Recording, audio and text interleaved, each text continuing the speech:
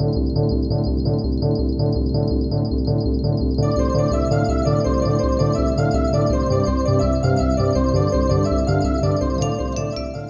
comezar esta sesión de tarde cunha conferencia do arqueólogo Antón Balde, a excavación, estudo santuario de Penafura de Coirós. Para nós é un auténtico luxo e orgullo ter aquí o arqueólogo responsable da excavación do primeiro santuario precristiano excavado científicamente en Galicia. E digo primeiro, ainda que hai estudos do Facho do Non, pero o Facho do Non, cando se abordou como un castro, e va a aparecer tamén todo isto, pero a excavación do lugar e os estudos, as probas que le vai aportar a nivel de reaccións astronómicas, pois é un estudo pioneiro, non?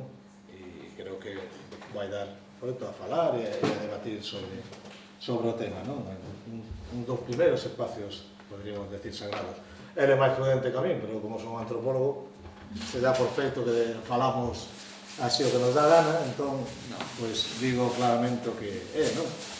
Antón Balde, responsable da excavación do Castro das Travesas, é o director científico da colección visitable do Castro das Travesas, non? A través do cual leva a cabo o seu labor de investigación como director científico deste xacemento, e que non nos saiba está en Carral e merece moito a pena visitalo. Participou en diferentes proxectos de antropoloxía pública, entre eles Penafurada, do que ven falar hoxe, a Torre dos Mouros, o Castro de Mallou, Remonde. Tive o placer de poder colaborar con él en dous destes proxectos, que, bueno, ya no que nos coñecemos, e xa teníamos ganas de poder traerte a falar de algo, non do Entroido. Hoxe tampouco va a falar do Entroido, están obsesionados, teño aí xente obsesionada con Entroido, hoxe non falamos do Entroido. Vamos a falar de espazos sagrados, que tamén ten que ver con Entroido, pero vamos a falar de arqueoloxía, vamos a falar de arqueoloxía e de santuarios. Así que non me lío máis e damos a palabra a Antón Balde. Gracias por estar aquí. Bueno, pois eu, francamente, moitas grazas, Rafa, pola túa cortesía, pola túa amabilidade, polo teu cariño. Moitas gracias a todos ustedes por estar aquí, por virme aguantar con isto. Eu, vou poñerse de pé porque estou máis cómodo, porque son así moi movido, sempre fun. Móvete hacia mí. Non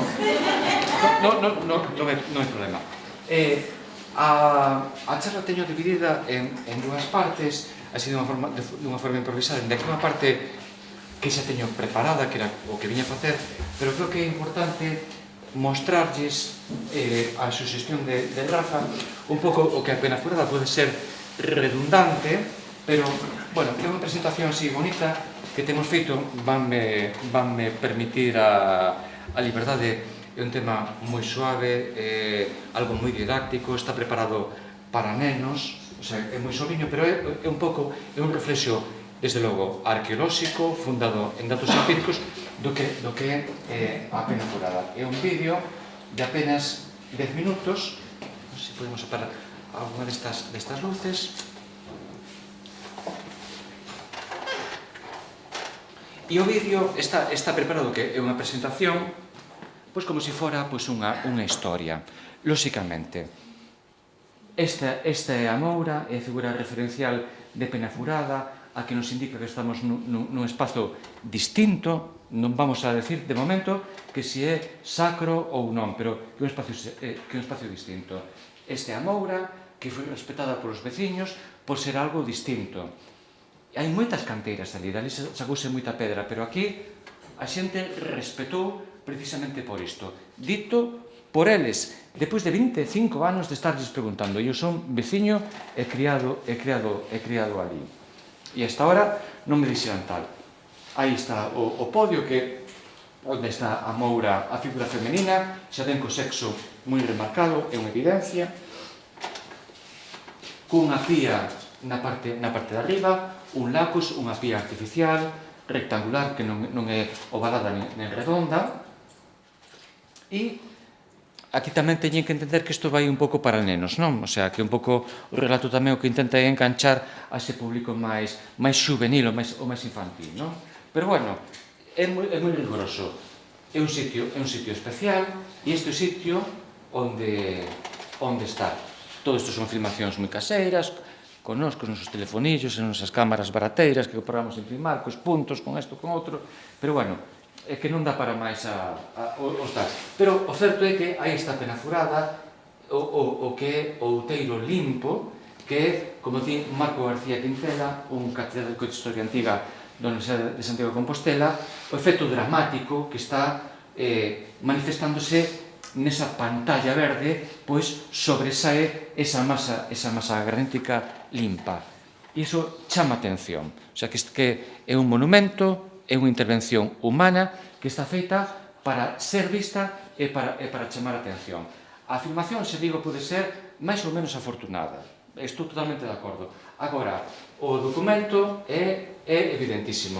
Por unha parte temos Penafurada, para a parte que teñen ustedes a esquerda é o Monte do Gato, que é un referente xeográfico fundamental nas mariñas de Canceiras. Quen fai este sitio? Que outra pregunta que se fan os nenos. Pois Asterix. E digo ben, Asterix. Hai que pronunciarlo en francés. Asterix. Asterix non só fai as pozas máxicas con Obelix, con Asterix Panoramix, sino que tamén fai letras, e sabe ler. Os gauleses, que isto é o galego auténtico, non os galos, tamén saben de arquitectura. Aquí chegan a Exipto a axudar aquí a un arquitecto a facer unha obra para Cleopatra. E aquí están dicindo, coño, como facemos e tal? Este é o arquitecto exipcio que ten. Non te preocupes, que aquí che vamos dar a pócima, e non só vamos dar a pócima. Aquí chega o lalpeiro este que lle di, non che vamos dar máis. Tamén teñen que saber que isto vai moito para nenos, pero hai unha parte que sí que ten moita razón.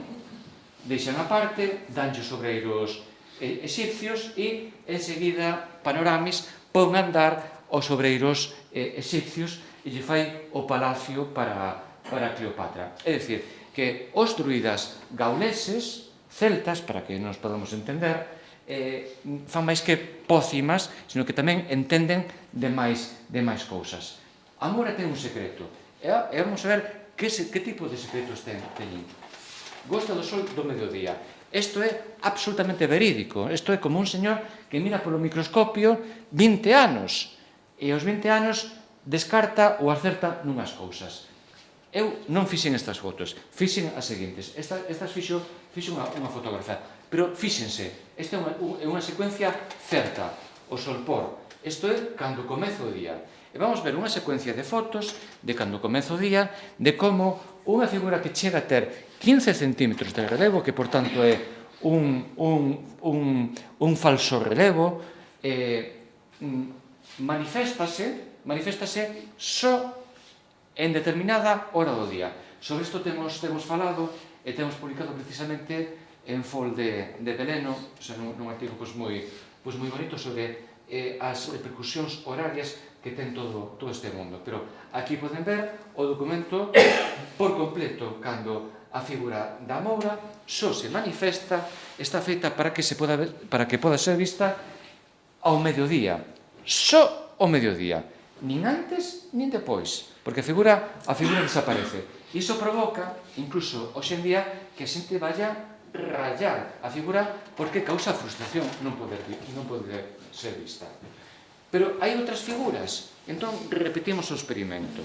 Entón, das veces que estivemos, puxemos unha cámara encima e comezamos a facer fotos de forma continuada. Isto é o que víamos nos anos 80, uns círculos. Ás 10:30, un día de novembro de hai 5, 6 anos. Tanto ten. Non vemos nada. Vai pasando o tempo, seguimos sen ver nada. Pois unha pedra amorfa, tal, nada. Aí non hai nada. Xa ven, 12:30, seguimos sen poder ver nada. Pero, a medida que transcurre o tempo, os perfiles se van definindo un pouco máis. E van ver que sorpresa hemos levado. Onde víamos simplemente uns círculos, comezan a definirse unhas formas. E esas formas teñen máis elementos.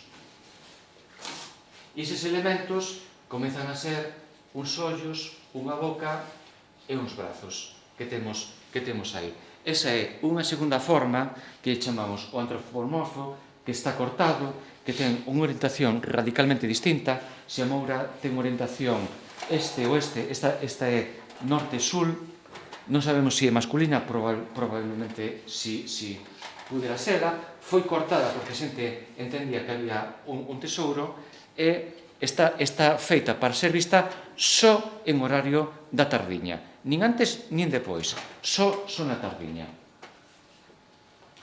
Por que hai isto? Bueno, porque hai un calendario. Isto, teñen que entender que isto é para nenos, isto é de Érase unha vez o home, e entón, é moi claro, non? Van ver. E o sol, hai que saber cando hai que poñer a semente, para que o sol amadure, para que a auga a regue, a hidrate, e a semante xermole, como vemos aquí, e dea finalmente os froitos. Iso é fundamental, iso é o calendario, iso é fundamental nas sociedades que son produtoras de alimentos. Iso é fundamental na xente que regula os calendarios. Ben, isto é o alcance que ten Penafurada. Penafurada, que temos aquí. Esta é unha filmación feita desde o Monte do Gato, pois escasamente 500 metros. Este é o val do río Mendo, que vai desembocar na ría de Betanzos, e ao fondo vamos ver fugazmente, porque é unha cámara de Chichiriflú, vamos ver a Coruña, cas chimeneas da refinería ao fondo. Querese decir que ten unha panorámica francamente moi amplia, e que Penafurada está feita para ver e para ser vista. É un auténtico referente comarcal. O sea, todo o que temos en fonte é Arteixo, eso é a Coruña. Eso que estamos vendo aí é precisamente a Coruña. E veremos aí fugazmente as chimeneas aí están, as chimeneas de Sabón, da Coruña, Meicende, que son os arrabaldos da Coruña, que se xa no concello de Arteixo, Durmideiras, e creo que aí xa se corta a cousa porque a cámara non va para atrás. Meirama, para dar un tema de profundidade. Ben, xa digo, esta é un referente para toda a comarca, e aquí vamos ver unha foto que fixemos desde o Laboratorio de Arqueoloxía de Carral. O sol está saindo en frente a Penafurada, no Samaín no día de Santos, porque hai xente que se ríe destas cousas, Samaín, Sacojín, non sei que, non sei que. Bueno, isto é, aquí temos a Moura, e pesa a pantalla de árbores, aí tiñamos o sol. Querese decir, isto é todo así moi rápido, moi atrapallado, pero para non aburrir, tiñamos que as pezas arquitectónicas, as figuras teñen unha relación evidente co sol. Isto está dito así moi rapidamente, pero bueno, ahora vamos a publicar no bar unha aplicación británica pois moi boa. Pero eu realmente o que quería aquí falar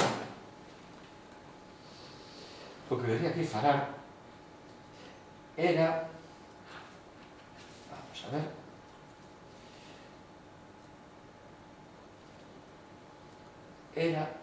aquí está, era de outra cousa. Presentación de diapositivas, non. Aquí está. Visualización, aquí está.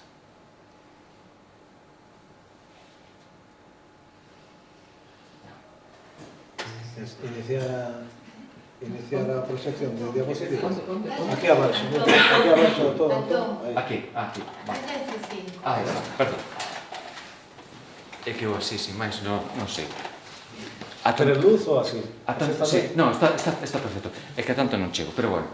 Así está perfecto. Vamos ver, o de antes créeme que foi unha pequena introducción, que eu creo que foi unha caída un pouco polo que me pediu Rafa, pero realmente a mí o que me interesaba nestas xornadas era falar desto, incluso desde unha perspectiva antropolóxica. Como para un arqueólogo que se move con evidencias físicas está diante dun espazo sagrado? Por exemplo, vamos a falar, e na que sexa de tópicos, Imhotep foi o primeiro, dice, houve máis antes que el, digo eu, houve máis arquitectos na historia da humanidade antes que Imhotep, pero Imhotep é supostamente o primeiro arquitecto recoñecido na historia da humanidade. Eu creo que houve outros máis, porque os que fixeron aquí os megalitos tamén teñen un título de arquitecto para dirixir a xente. Pero bueno, vamos a aceptar eso. Para que nos podamos entender, para que logo quen quera vaya a Wikipedia e teclea Imhotep e que lle salga a palabra. Vale. Imhotep fíxolle a famosa pirámide falsa a Zoser. Fixo é o creador das primeiras pirámides. É unha pirámide falsa porque é unha sucesión de mastabas. Pero bueno, vale, é unha pirámide. Bueno, pois ese señor, século no 3000 antes de Cristo, a xente tiñalle veneración e facía peregrinacións. E iso quedou reflectido por escrito. Entón, di un arqueólogo, bueno, moi ben, pois efectivamente, pois este señor causaba pois unha veneración, pois a xente pois iba en peregrinación, pois efectivamente había un santuario para Imhotep, porque aí están os documentos. Pero en Penafurada, o sea, que documento hai que nos diga que xente iba ali? O sea, onde están as pisadas da xente? Onde están as bragas das señoras, como, por exemplo, no Marco de Salto en Cabanas? Onde están? O sea, onde está? Dígame usted onde quedou o imperdible de enganchar o sujetador. Non, un resto da goma da braga, porque iso hai en Cabanas, no Marco do Salto, ali. Non hai nada deso en Penafurada. Non hai. Non o digo de broma, o sea, digo moi tal, porque un arqueólogo é un seguidor de Santo Tomás. Si non lo veo, non lo creo. Si non lo veo, non lo creo. E quen diga o contrario, pois contará historias moi bonitas, que servirá pois facer libros estupendos que se compren moito. Pero iso non é coñecimento, ni moito menos é ciencia. E a ciencia sana. E a ciencia fai que os foguetes cheguen á lúa. E eu estou nesa tendencia, sempre o digo. Entonces, dixemos, vamos a facer un experimento. Entonces, eu aquí o que lles traigo é un experimento. Un experimento para que ustedes vexan que xa o temos testado en Franza e tamén en Portugal. Nós o que nos dimos conta que pasaba tamén en outras partes do mundo era que en torno a Penafurada había unha ausencia de castros. E entón preguntámonos por que, se aquilo era unha casualidade ou era algo deliberado. E entonces, pois puxémonos a esa historia. Situación. Esto Penafurada, estamos en Galiza, estamos no contexto do Golfo Ártabro, aquí estamos, é un golfo da época terciaria, con unha forte abrasión pola erosión dos ríos, sobre todo do río Mendo e toda a súa vacía hidrográfica, e aquí temos Penafurada nunha situación intermedia, ni moi arriba, ni moi abaixo.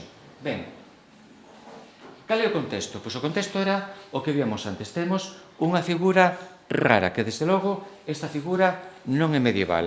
En San Martiño de Tiobre, en Betanzos, hai un canzobre unha señora cacona, pero é distinta a esta. O sea, é totalmente distinta. O sea, desde logo, na época medieval non se facía unha exaltación da sexualidade. Se podía penalizar, pero desde logo non era isto. Por decir unha broma, cando no ano 80-82, con Paco do Xico, que era un amigo que teño en Coirós con un comuño, fomos ver isto, dixo el, isto é dun que estaba apurado e foi aliviarse aí. Mentira, porque rasca moito o granito. Pero quérese decir que non é, o sea, esta non é a figura de contido sexual, o sea, como pode ser no mundo medieval. É absolutamente distinta. E non ten que ver casilas estas irlandesas ou británicas. Non ten a ver, son totalmente distintas, tanto polo contexto como tamén pola iconografía. En que contexto está? O sea, aquí falta máis cousas para que a imaxe sexa máis lucida. Esta é a pena furada, este é o podio onde está a moura, a figura femenina, ven que é un punto central. Todos estes puntiños eu non os vou agora remarcar para que luza máis a imaxe, pero son as relacións astronómicas, o sea, todas as cousas, son todas as pezas arquitectónicas que están feitas para ser vistas en momentos moi significados da época do ano.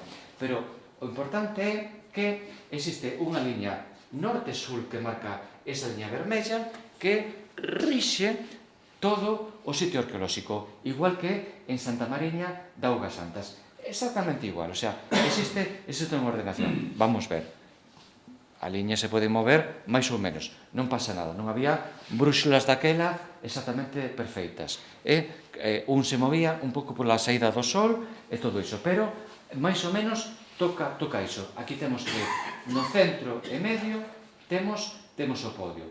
Aquí temos paredes feitas, esta parede que sigue a alineación do equinoccio da primavera exactamente e outras cousas. Ben, este é a distribución dos castros. E aquí poden ver, e podenme creer que eu son moi exhaustivo, e veño dunha intervención en Coruña que me estou pelexando cun dos mellores arqueólogos da Coruña que me di, tira cerámicas, e eu digo, eu non, eu as cerámicas as colecciono todas, as meto nunha caixa, lle dou un número e eu entrego todo, é que non valen nada, dame igual. Bueno, pois cos castros fago exactamente igual. Poden ver que nesta línea, se acoutamos, nesta línea temos castros arriba, abaixo, na zona de Betanzos, arriba, pero non temos por aquí. Non hai. E podeme creer que é porque non mirara. Mirei non moi ben. Hasta o punto que fixen outro experimento, que foi dicir, bueno, a ver se que me equivoquei eu, a ver se hai tal. Castros hai por fora, son estes puntiños que ven verdes, son os castros que están por fora. É dicir, que en esta zona que ven aquí marrón, é unha zona que está vacía dunha forma deliberada, absolutamente deliberada. Non hai. Entonces, a pregunta que nos facemos é por qué? E por que faltan aí? Que é xusto na zona en que sai o sol. Bueno, pois vamos a facer un experimento. O sea, vamos a ver, eu que sei, pois se os castros están marcando zonas onde vive a xente, e que igual non podían vivir. Igual pasa pois como Gran Bretaña, na Idade do Bronce, que agotan os solos e teñen que marchar para outros sitios, non? E quedan sitios pois estériles, malditos, o que se quera. Entón, fixemos unha proba, fixemos unha medición con parámetros científicos. Teñen que perdonar así o tema do inglés, que é así das presentacións. Os parámetros científicos que utilizamos foi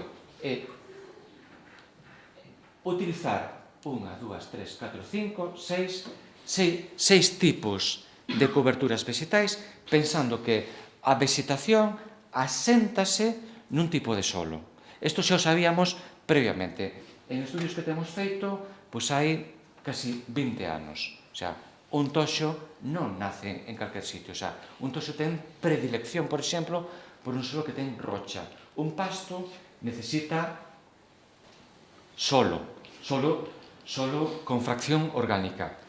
O millo crece en un solo profundo. Entonces, aquí temos agricultura intensiva, agricultura extensiva e solos improductivos. E entonces, con 6 tipos de solos, dixemos, vamos ver que tipo de agricultura se pode desenvolver, sabendo que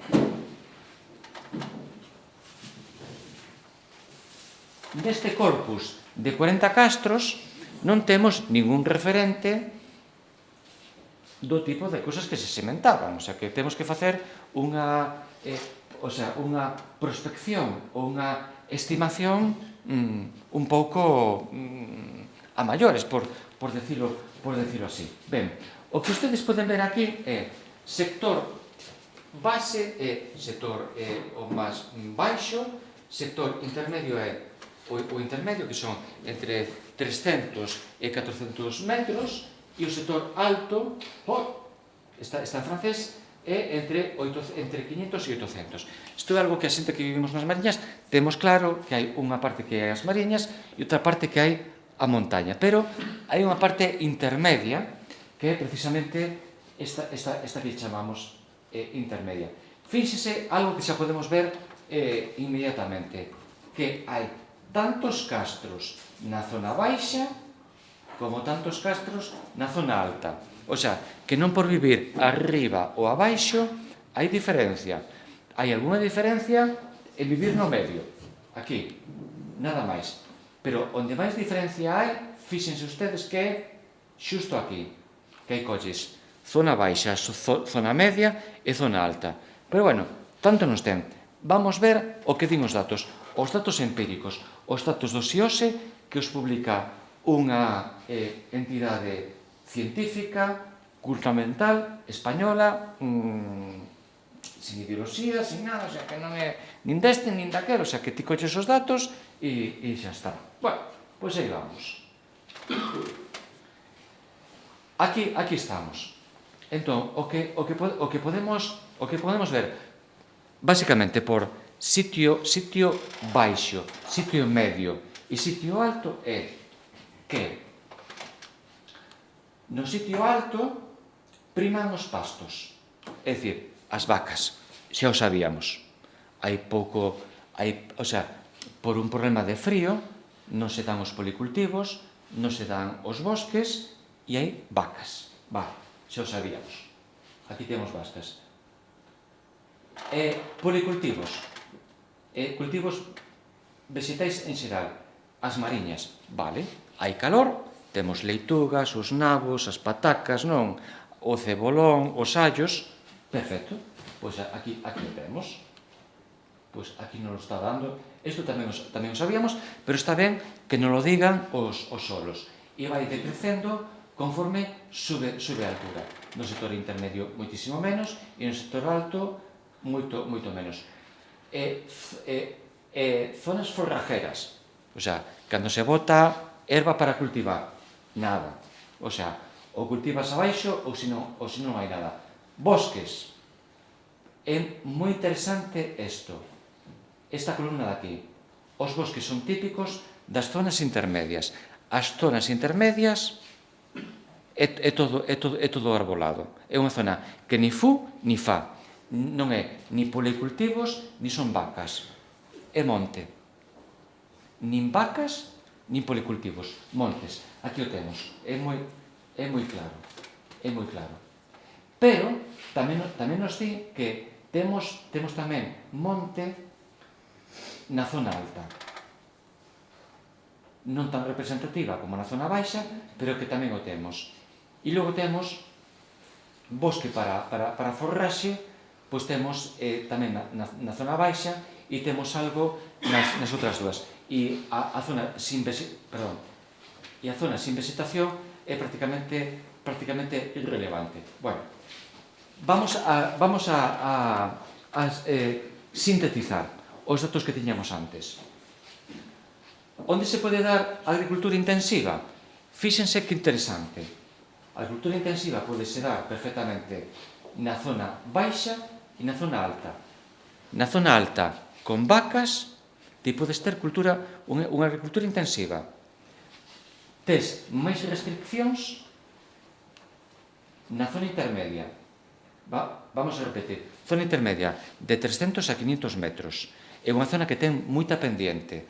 ten limitacións para os cultivos moi grandes. Canto máis pendiente, menos profundidade de enraizamento. Canto menos profundidade de enraizamento, menos cultivos que se poden dar. Canta máis altura, máis frío. Canto máis frío, menos vegetación. O sea, é un cúmulo de situacións.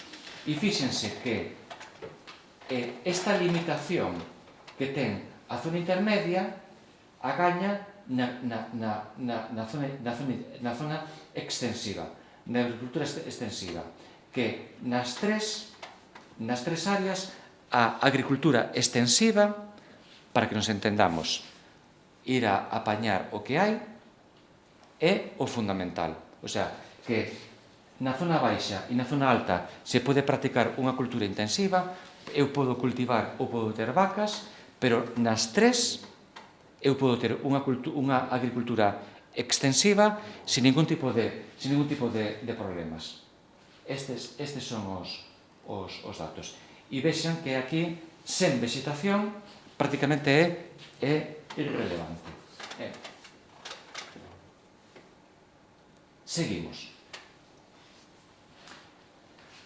Estos en francés, vide significa vacío en francés, non? O sea, está arriba empty space, o sea, espazos vacíos en inglés.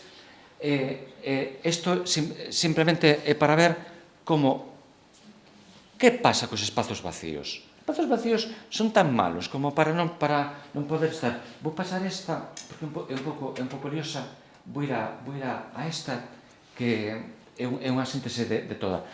Os espazos vacíos non están chafados en absoluto. Aquí poden ver, isto é agricultura intensiva, e poden ver que a agricultura intensiva neses espazos vacíos pódese practicar na zona baixa, pero sobre todo na zona alta. Cambás. Quen coñece un pouco Cambás, a ver como lles podo explicar eu, cando van pola Nacional Sexta e ven Monte Salgueiro, a dereita, iso é Cambás. Bueno, Cambás, vacas, é todo isto. É todo isto. E aquí, estas dúas columnas pequeniñas volvenos confirmar que entre aos 300 metros hai limitacións, polo tema da pendiente, hai limitacións para o tema do cultivo. Pero, para a agricultura extensiva, non hai ningún tipo de problema. O sea, podemos nas mariñas todas cultivar sin problema, incluída nesta zona vacía de castros. Conclusión, para non liarme e para non liarlos a ustedes. A zona vacía dos castros non ten absolutamente ningunha restricción agrícola. Ningunha. O sea, a zona vacía exactamente igual que a zona que está enchida de castros.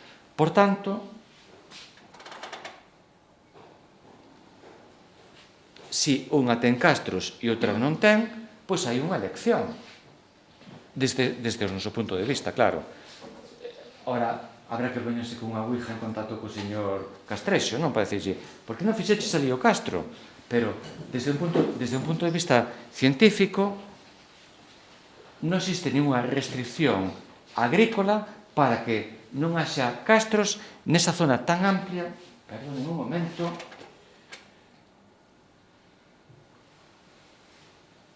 Que víamos antes. Esta zona, que son moitos metros cadrados, non hai ninguna restricción agrícola para poder ser. E temos que recordar unha cousa, que tanto aquí no noroeste como no resto de Europa, un castro, a área de visualización que ten, está indicando a área de explotación que ten. Por tanto, se non hai castros, é dunha forma absolutamente deliberada. E non os hai, o sea, pódeme absolutamente creer, porque son moitos, porque o corpus é moi grande e témolo pois moi mirado. Por tanto, o que temos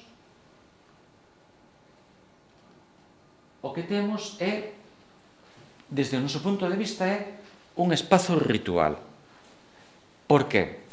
Bueno, non só porque estexa vacío, que coincide con outras cousas que están a pasar no resto de Europa. O sea, no resto de Europa, os santuarios gauleses que están na fronteira deixanse vacíos de asentamentos. Son espazos vacíos. En tema que teñen insistido para aquí moito, pois, Quintela, Parcedo, Santos Estévez, e que coinciden con esta mancha que eu quixen aquí representar coa saída do sol.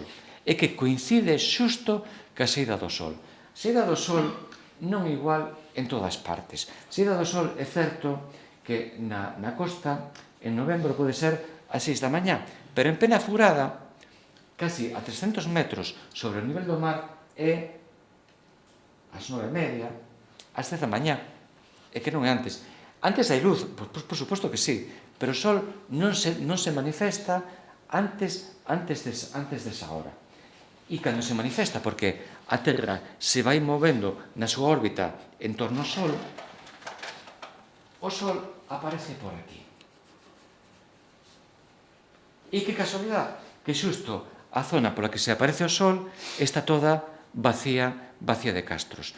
Por tanto, a conclusión que nos tiramos é que este vacío que hai, que xa digo, que non é unha casualidade, que pasa en máis sitios, pasa no noroeste, pasa en máis puntos de Europa.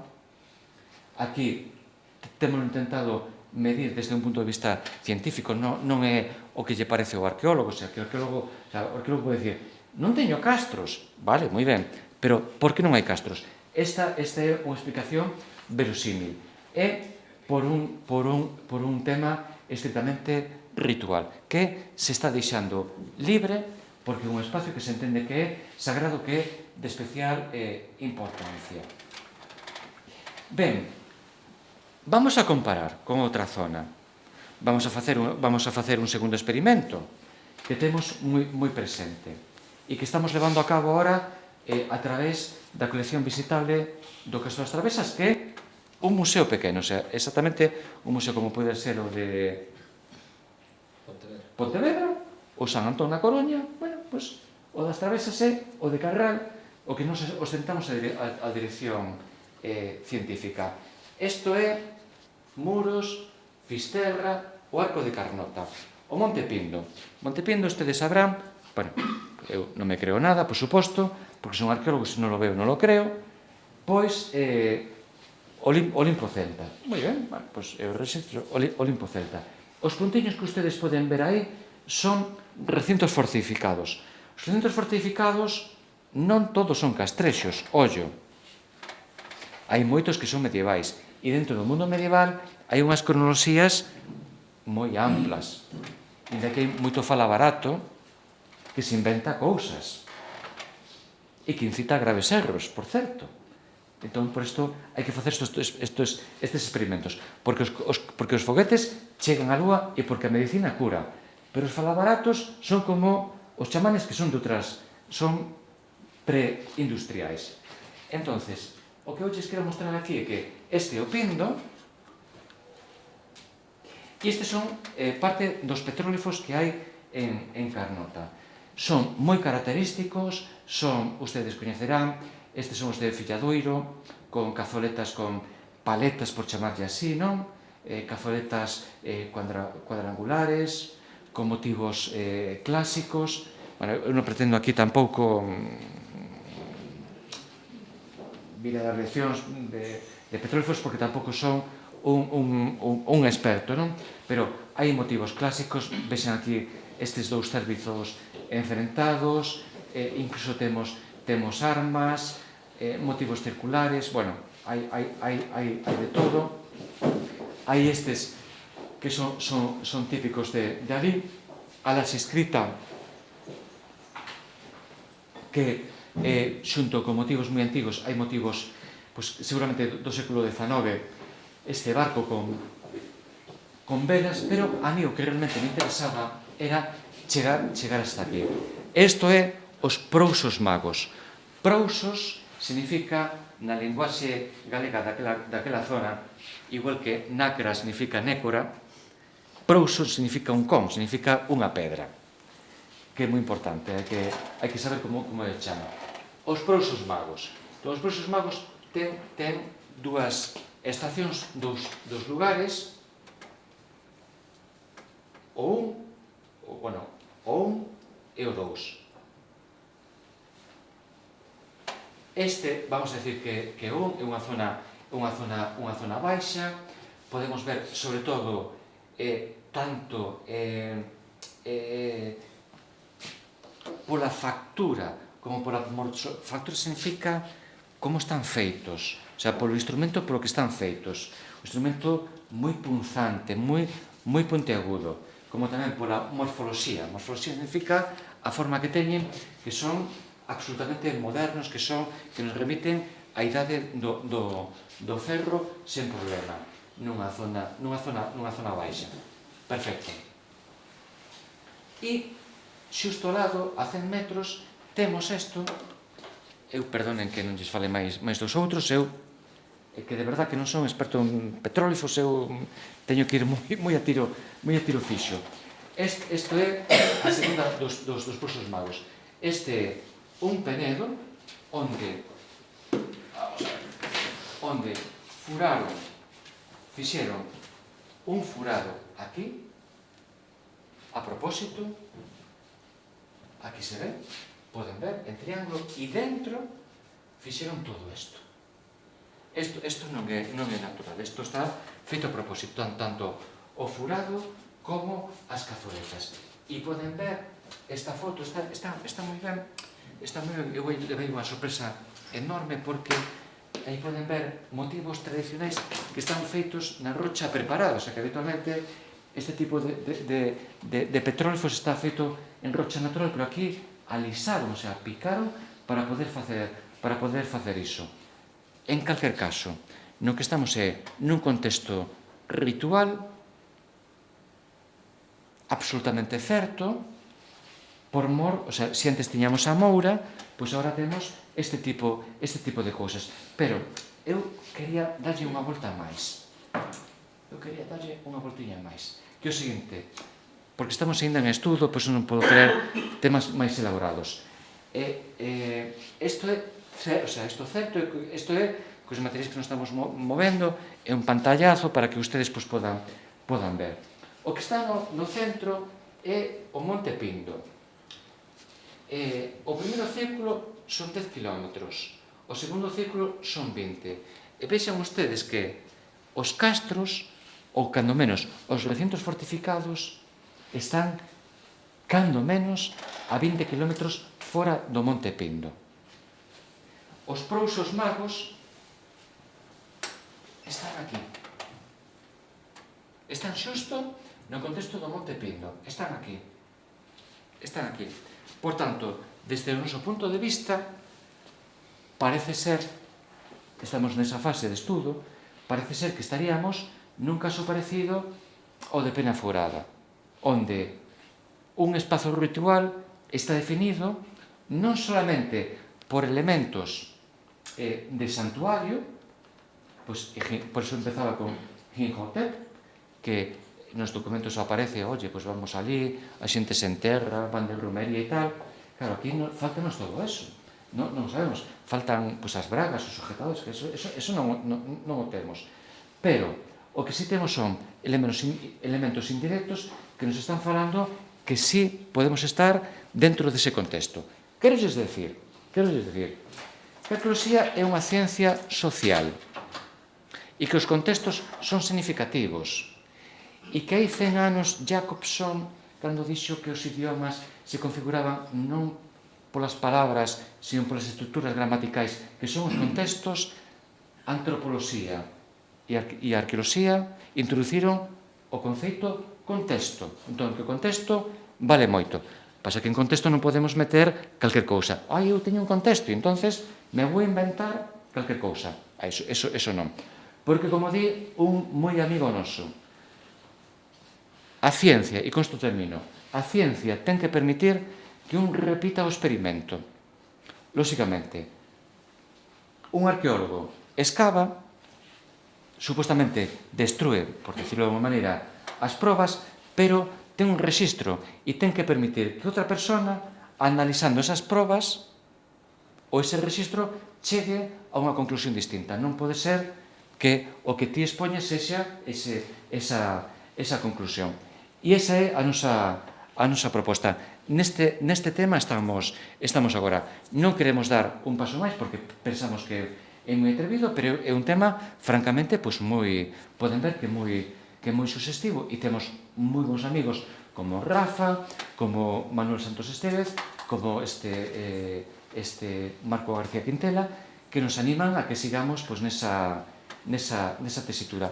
Mais ten que ser sempre desde unha perspectiva comprobatoria, e se non hai comprobación, nin o foguete vai á lúa, nin a medicina cura, porque un poderá ser escéptico, eu recoñezo, pero todos tomamos unha aspirina cando nos doe a cabeza, e aí está a Bayer. Entonces, ou tomamos a casca do abedul, a chupamos, ou se vamos á aspirina, estamos noutro mundo totalmente distinto. E perdonen que sexa tan sarcástico, que non pretendo ser en absoluto ácido con ninguén, máis que reafirmar a necesidade de ser riguroso na metodoloxía. E que non vale, moitas veces, calquer tipo de metodoloxía. O sea, é como unha boa persona. Sí, é unha persona excelente, pero iso non é coñecimento. O sea, serás moi boa persoa, pero non é coñecimento. Entón, o que estamos intentando é que se poda ter coñecimento para un futuro. Eso sí, sabendo, e con isto sí que remato de verdad, que o coñecimento tamén caduca. O sea, que en 10, 15 anos, 20, chega un novo paradigma e todo cambiou. Moitas grazas e estou a súa disposición.